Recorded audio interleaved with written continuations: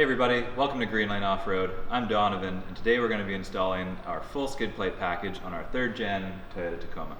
Alright, we're going to start by removing the stock skid plate by taking out the 4 12mm head bolts if it's totally stock. If you have a lift and a diff drop spacer kit installed, you might have 13mm head bolts.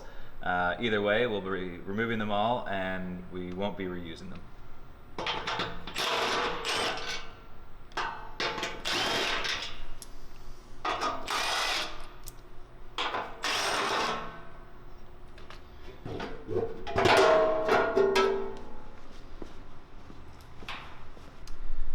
Next, we're going to be removing the 2 factory braces that hold the stock skid plate. We'll be removing the 7 17mm head bolts, and we'll be reusing 4 of them to mount up the new skid plate.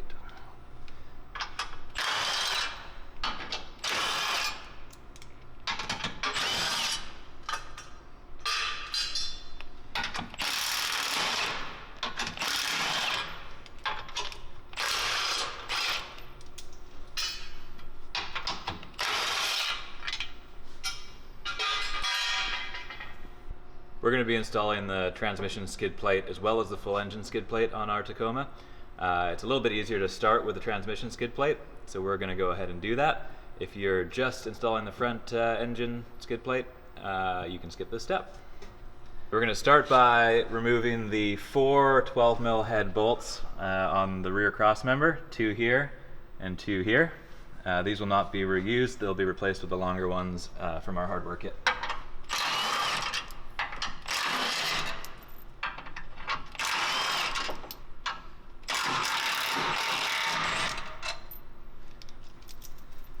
To help with the install, we're just going to loosen off these 2 12mm headed bolts on both sides.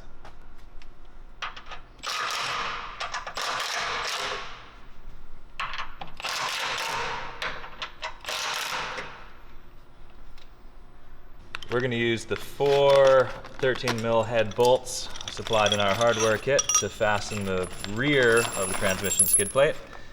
These come with supplied washers. And we'll also put a little bit of never sees on these to make sure they go in smoothly.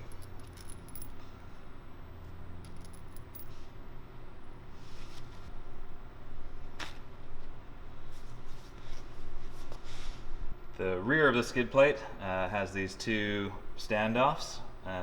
We're going to hold that up into position and just put 1 bolt per side loosely just to hold it.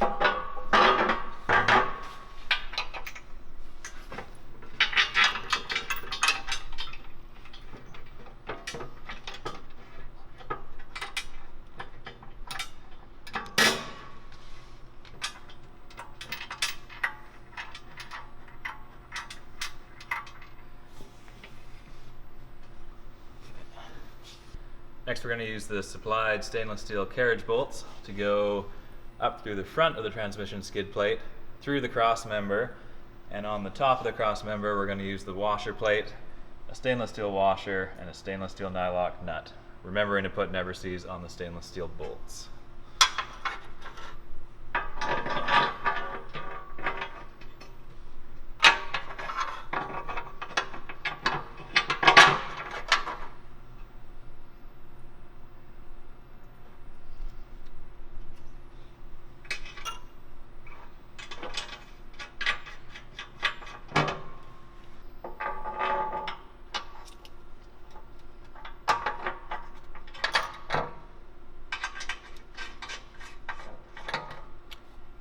Keep everything loose for now until we have the full engine skid plate fit up as well, so we can make sure all the gaps are correct and tighten everything up at the same time.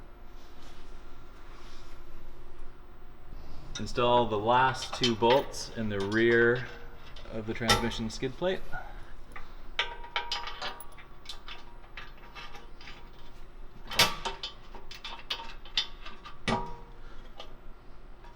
And leave them loose for now so we have a little bit of adjustability when installing the engine skid plate.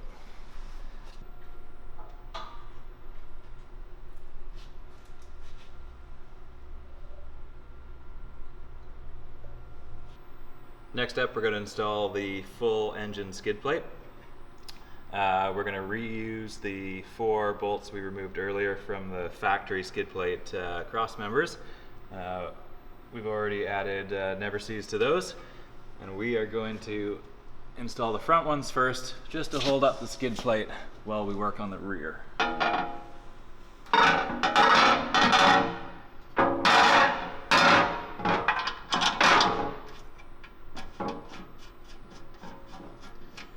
We're just going to do them up finger tight to hold it for now, while we line up the middle and rear bolts.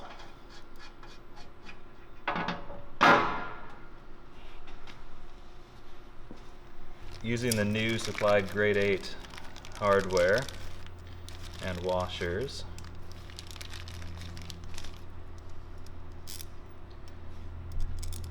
we're going to put a bit of never sees on those as well.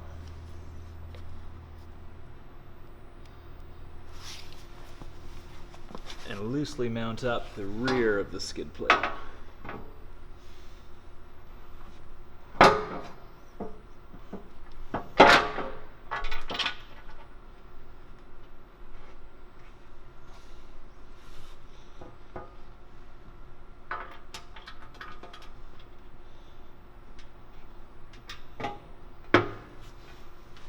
Lastly, we're going to install the middle bolts, which are the ones that we're reusing, into the 2 middle holes of the skid plate.